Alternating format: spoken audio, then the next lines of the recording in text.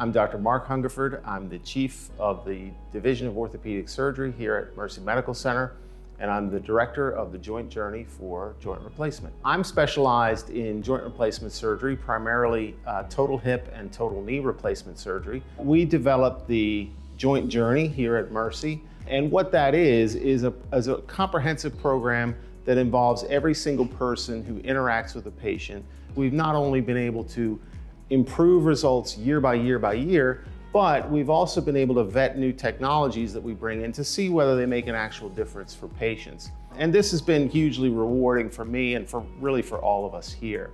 The best part of my job is seeing happy patients. I have the unique privilege of being able to find patients who are otherwise generally healthy, but can't walk, can't climb stairs, can't take care of themselves. And we can do an operation and go through a process, and then those people can walk, and they come in with very big smiles.